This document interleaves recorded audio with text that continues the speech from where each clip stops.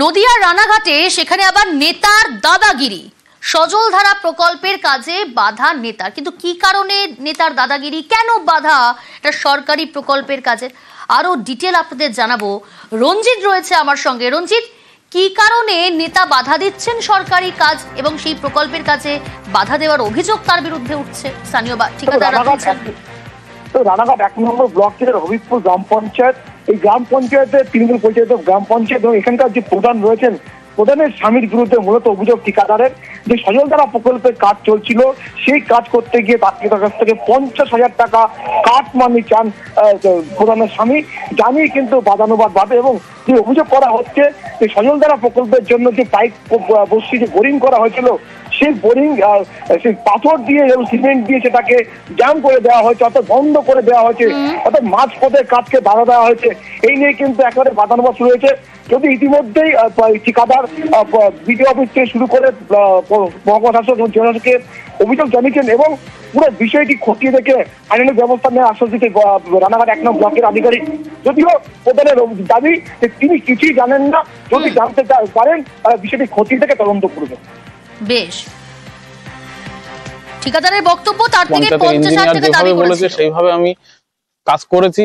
কাজ করার পরে প্রধানের স্বামী বিনোদ ঘোষ এবং তার সাথে একটা তার বন্ধু আছে টিঙ্কু ঘোষ, তারা উদ্দেশ্য প্রণোদিত ভাবে আমি বোরিং করেছি, বোরিং এর মধ্যে ইট বালি সিমেন্ট দিয়ে জাম করে দেয়। আমার কাছে একটা দাবি পোষণ করে, আমি দাবিটা মেটাতে না পারার জন্য আমার 80,000 টাকা ক্ষতি করে দেয় এবং তারা আমাকে হুমকিও দেয় যে অন্য পঞ্চায়েতে যেখানে যেখানে কাজ করবে সেইখানে গিয়ে বোরিং করলে বোরিংটা নষ্ট করে দেবে। দাবি বলতে কি দাবি করে? টাকা পয়সার দাবি করে। 50,000 আমি দিতে রাজি হয়নি। আমি লেস মেরে কাজ নিয়েছি, আমি কেন টাকা পয়সা দেবো?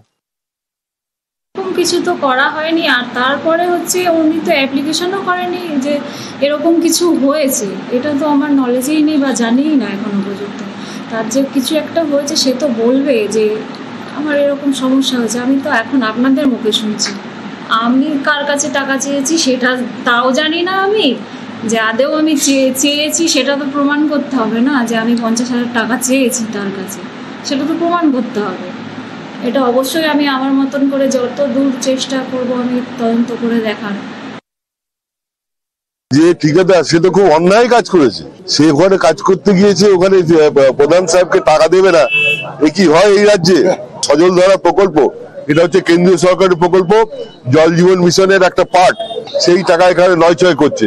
এবং আমার এটা নিয়ে কমপ্লেন হয়েছে যে ওই ঠিকাদার এখানেও কাজ পেয়েছে, এখানেও নাকি উপপ্রধানকে হুমকি দেওয়া হয়েছে যে কাজ বন্ধ করে দিতে হবে। এবং এখানকার প্রধান এবং প্রধানের স্বামী তারাও এই জিনিসটা করবার চেষ্টা করছে। কিন্তু রামনগরে যদি এই জিনিসটা করতে চায়, আমি ছেড়ে কথা বলবো না। আমি এখানকার বিধায়ক, আমি এর ব্যবস্থা নেব।